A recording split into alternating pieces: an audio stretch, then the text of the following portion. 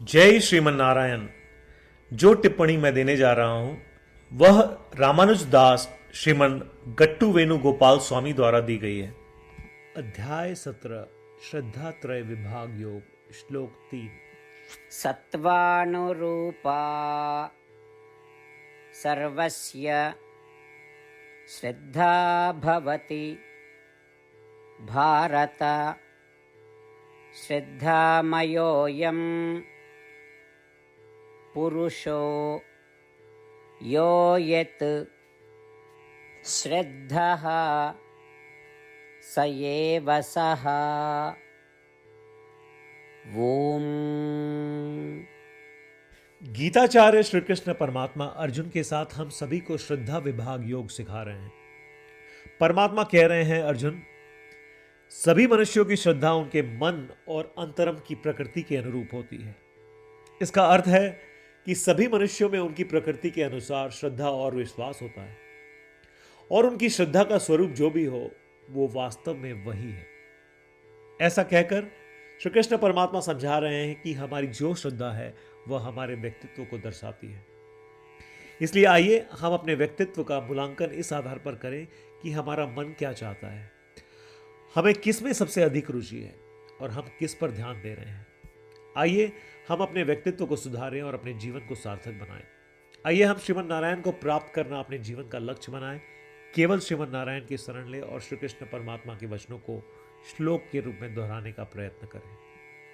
सत्वानुरूपा सर्वस्य श्रद्धा भवति भारत श्रद्धामयोऽयं पुरुषो यो यत् श्रद्धः स एव सः। श्रीमद् भगवद गीता का संपूर्ण सार श्री कृष्ण परमात्मा द्वारा अध्याय 18 श्लोक 65 से 70 में 8 कार्य करने के लिए दिया गया है। श्री कृष्ण कहते हैं, मुझे वे लोग पसंद है जो इन 8 बातों का पालन करते हैं।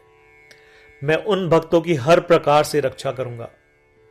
श्री कृष्ण परमात्मा द्वारा बोली गई संपूर्ण भगवद गीता को सुनने के बाद अर्जुन कहते हैं, करिष्ये वचनम तव, जिसका अर्थ है, कृष्ण, मैं वैसा ही करूंगा जैसा आप कहेंगे।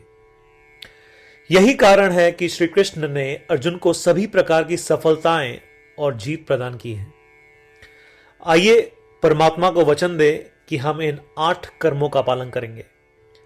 ऐसी कोई पूजा, तप या यज्ञ नहीं है जो परमात्मा को यह शब्द देने से बढ़कर हो। मैं कहूंगा कि ये 8 प्रतिज्ञाएं हमें करनी चाहिए। कृपया आप सभी इन्हें अपने दिल और दिमाग में सोचें। इस प्रकार श्री कृष्ण को अपना वचन देते हुए आइए हम सभी श्री कृष्ण के सुंदर चेहरे को खुशी से चमकते हुए देखें और आनंद का अनुभव करें। जय श्रीमन नारायण। ये है हमारे 8 वचन। हमारा पहला वचन, हे श्रीमन नारायण, जैसा आपने निर्देश दिया मैं हमेशा आपका ध्यान करूंगा और आपके बारे में सोचूंगा। हमारा दूसरा वचन, हे श्रीमन नारायण, जैसा कि आपने सलाह दी मैं हमेशा आपका भक्त रहूंगा। हमारा तीसरा वचन, हे श्रीमन नारायण, मैं अपने सभी कार्य आपकी सेवा के रूप में और आपकी संतुष्टि के लिए करूंगा।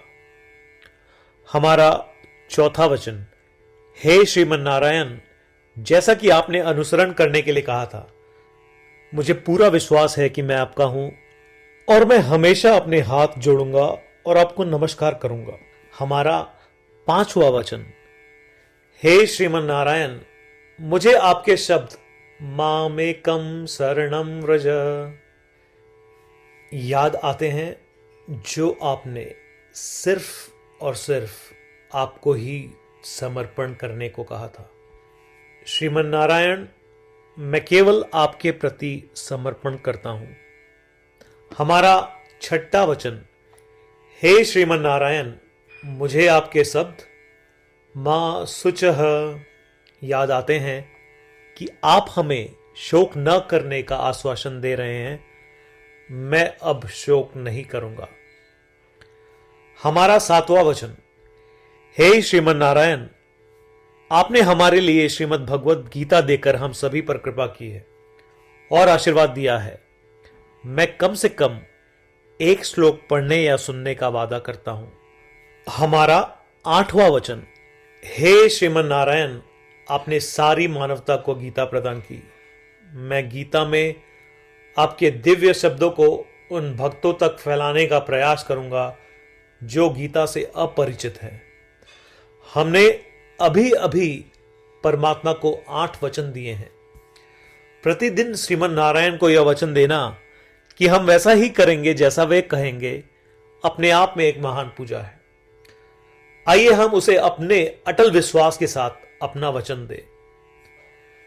श्रीमन नारायण करिष्ये वचनम तव, जिसका अर्थ है, श्रीमन नारायण मैं आपके निर्देशों के अनुसार कार्य करूंगा। सर्वम श्री कृष्णार्पणमस्तु। जय श्रीमन नारायण। सत्त्वानुरूपा सर्वस्य श्रद्धा भवति भारत। श्रद्धामयोऽयं पुरुषो यो यत् श्रद्धः स एव सः। ॐ सत्त्वानुरूपा सर्वस्य श्रद्धा भवति भारत। श्रद्धामयोऽयं पुरुषो यो यत् श्रद्धः स एव सः।